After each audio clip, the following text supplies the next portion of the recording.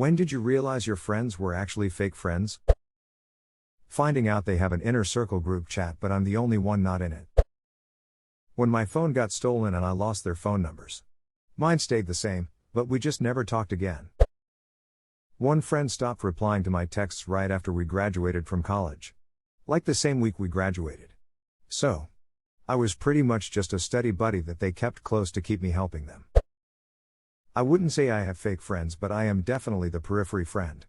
The majority of the time, if there isn't enough tickets or space in the car for everyone to go do something, I'm the one who gets cut out. It doesn't bother me much, but I wish they would be more mindful when talking to me about things we have done. Remember when we went to C30? Wasn't that fun?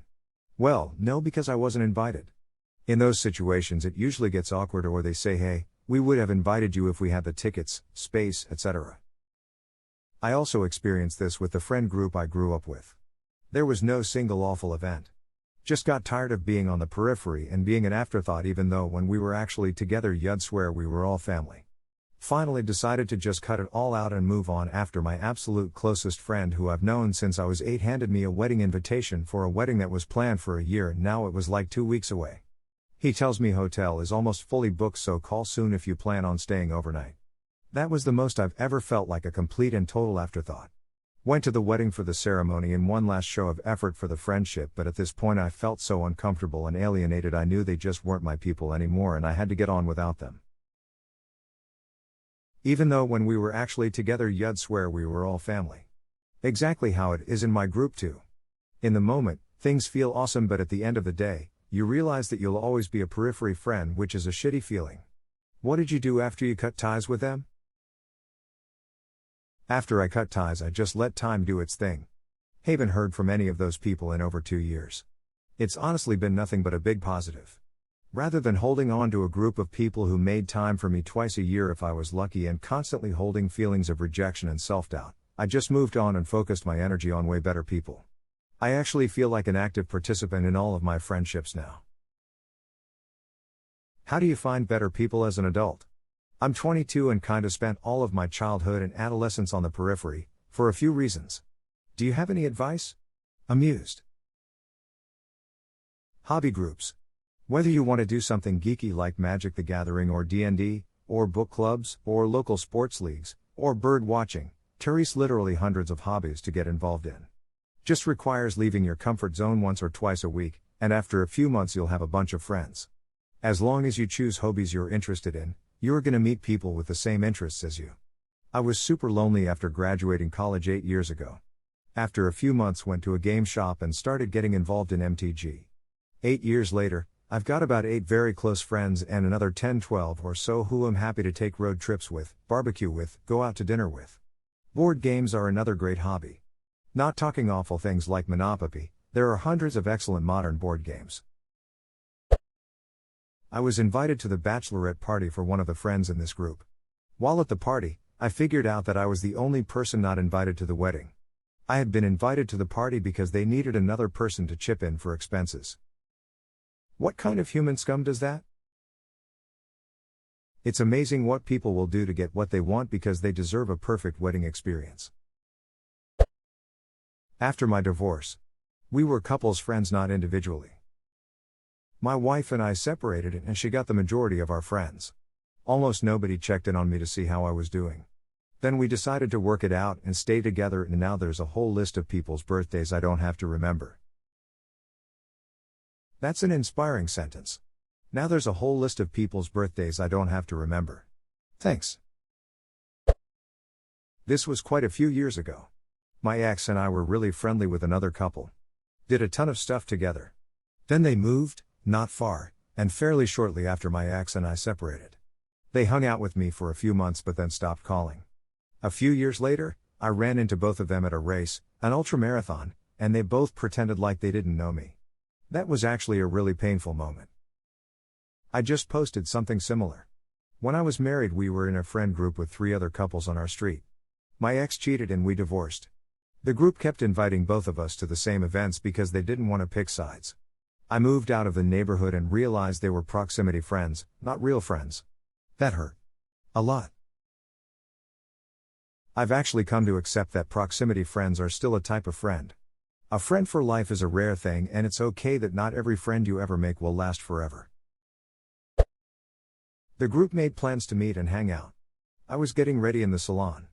A couple of friends had to back out for some reason. The other friend then made excuses of his own, and I could tell.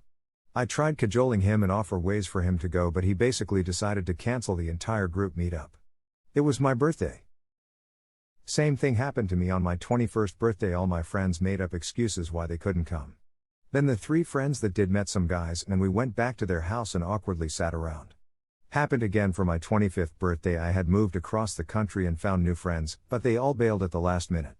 I called my roommate at the time, who came out when he got off work, and he called some of his friends who came out, and I had the best night ever. Those guys are now my real friends, and I married that roommate. This is extremely heartwarming after reading this thread. Congrats!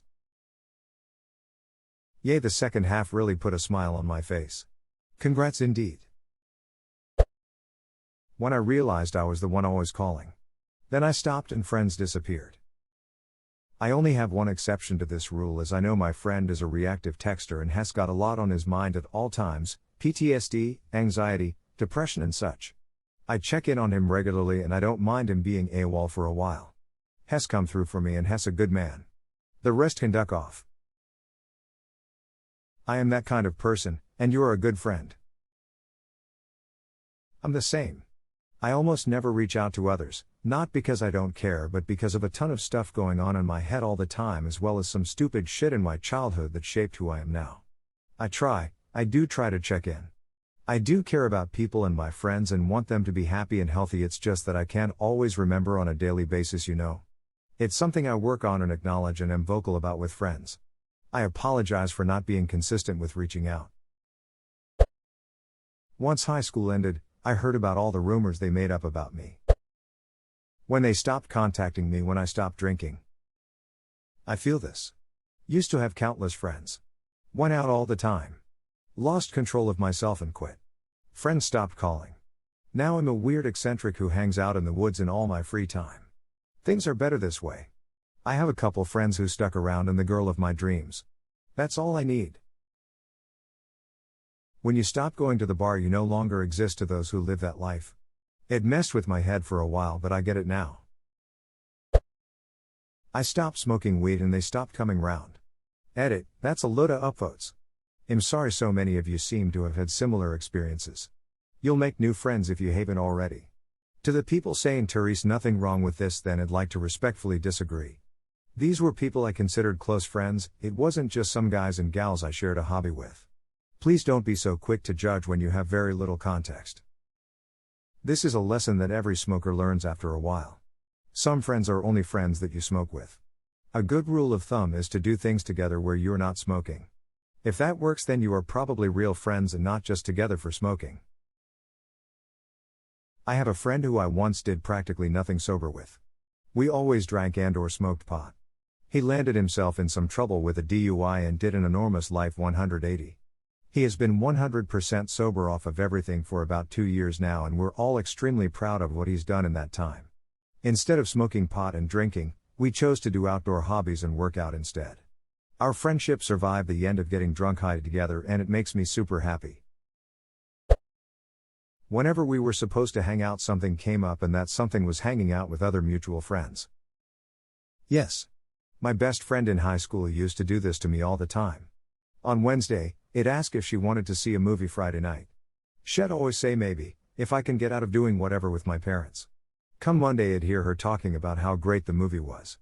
Apparently, last minute her parents said she didn't have to go, and miraculously a group of people called right then and asked her to see the same movie.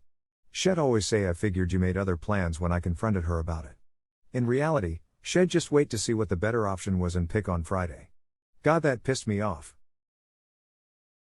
I had a friend that actually admitted that was the true intentions with the maybe. Friend.